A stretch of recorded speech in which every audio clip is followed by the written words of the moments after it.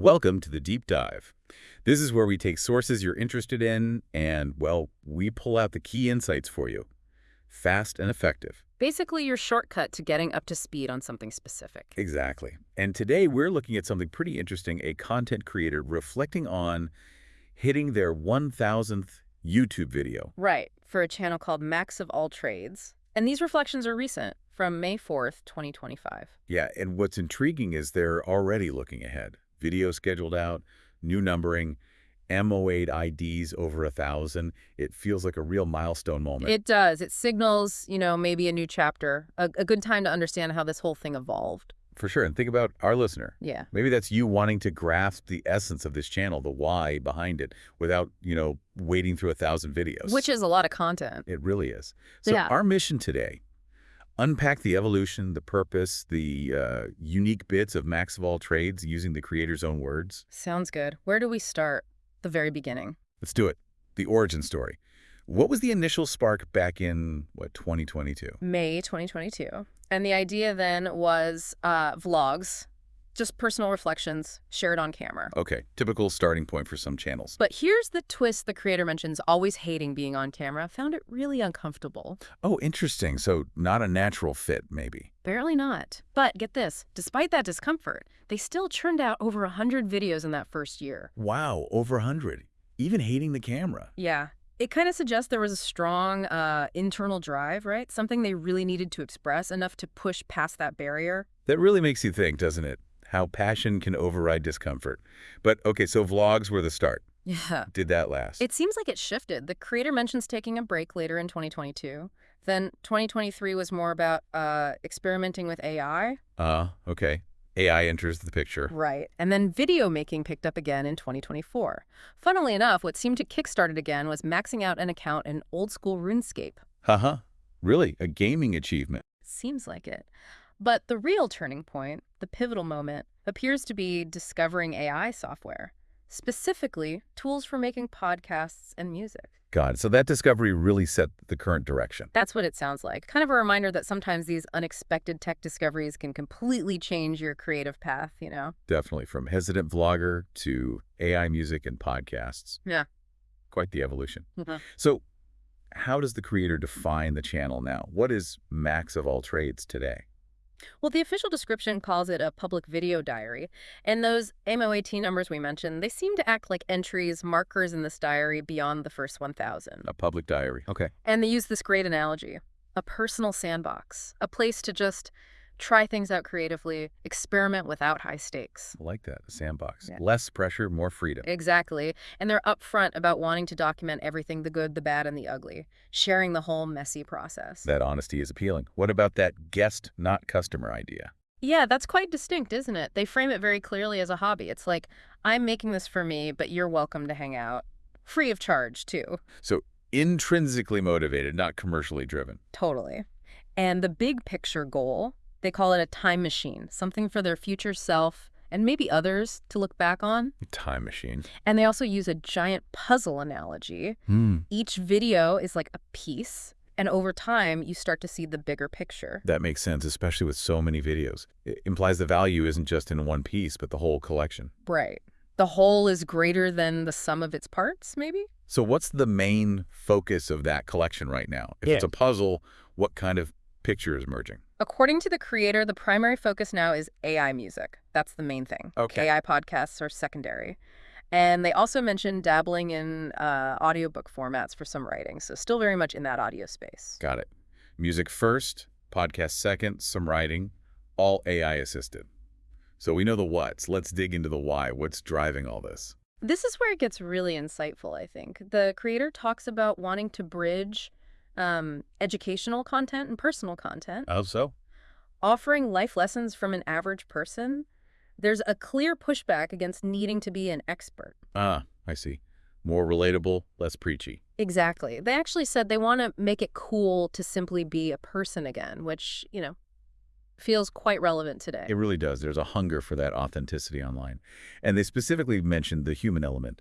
even with all the AI. Very much so. Even though they're using AI tools, the priority is personal expression, not just like cranking out content for clicks or profit. And the lack of monetization really backs that up. Absolutely. Yeah. They explicitly state over 1,000 hours invested, over 1,000 videos made, and zero monetization. That screams passion project. It really does. Anything else on the why? Yeah, they mentioned the therapeutic side of it, just Yeah. the act of creating, feeling productive, and also acknowledging they're fortunate, to have these AI tools to help. So it's fulfilling on a personal level. Yeah. That makes sense. Now, you mentioned a specific niche focus, subpersonalities. What's that about? Sounds intriguing. It does, yeah.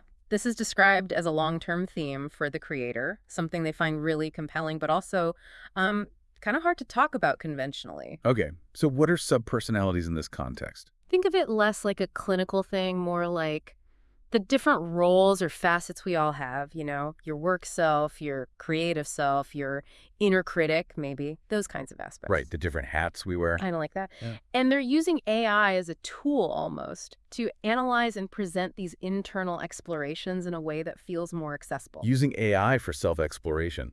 That's fascinating. Isn't it? They even frame it as a type of therapy, a way to understand themselves better and maybe invite listeners to think about their own inner worlds too. And it's not just talk. They're creating things around this. Yeah, they mentioned making songs specifically about these subpersonalities, which fits the AI music focus. Wow. And this sits alongside other interests. They explore culture, science, philosophy, music genres, personal growth, communication, ethics. It really is max of all trades. It certainly sounds like it covers a lot of ground.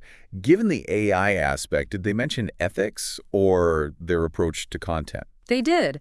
There's a stated commitment to ethical consideration in how they use AI, very keen on avoiding what they call junk food content just for clicks. Good. Substance over clicks? Exactly. Prioritizing stuff that actually reveals something authentic about them, so deliberately not just letting algorithms dictate everything. That feels important in the current AI landscape. Very. They also mentioned being conscious of tone, trying to be approachable for different people, and navigating potentially tricky topics, religion, politics, sexuality mindfully, aiming for approachability without getting explicitly adult. So a thoughtful, responsible approach to using powerful tools. That's good to share. Okay, so for someone listening now who's intrigued, how should they engage with this huge library? Any advice from the creator? Yeah, they give some pretty clear pointers. The main one is focus on the playlists and the podcasts. Don't necessarily try to watch individual videos randomly. Okay, playlists make sense for organization. Right. And they describe the content as second screen friendly, meaning it's good for listening while you do other things. Like walking, chores, hobbies. Exactly. Just put on a playlist, they're numbered, starting from 00, and there are apparently over 50 of them, and let it play in order. Listen rather than watch, basically. That seems to be the suggestion. And they even see repeating videos across different playlists as part of the design, part of that puzzle idea. Yeah. It's meant to be more of an immersive background listening experience over time. Interesting. A different consumption model than typical YouTube binging. Okay, finally, what about the future? The long-term vision here. The big aspiration is for it to be a timeless channel, something that still holds meaning and offers insights, 20 years down the line. A true time capsule, that. Pretty much. A window into their past self, their passions as they evolved. They specifically recommend the subpersonalities playlists and their favorite songs playlists as good entry points. Good tips. And they encourage exploring the links and video descriptions for more context. They acknowledge, look, this isn't for everyone, but maybe add a little playful nudge, like you might be missing out on something different. And ultimately, they kind of admit to being their own biggest fan, making the kind of stuff they would want to binge, which goes back to that intrinsic motivation, doesn't it? It absolutely does. Okay, so let's try and wrap up this deep dive.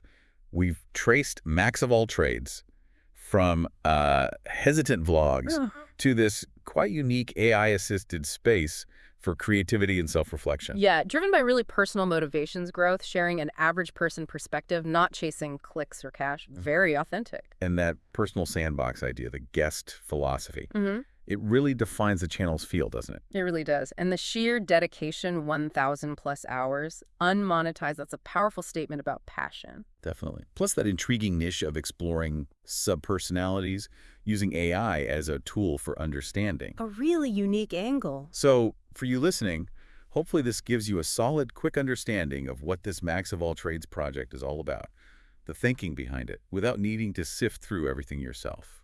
And it leaves us with a final thought, maybe for you to chew on. Think about your own creative projects or even just your personal journals or reflections.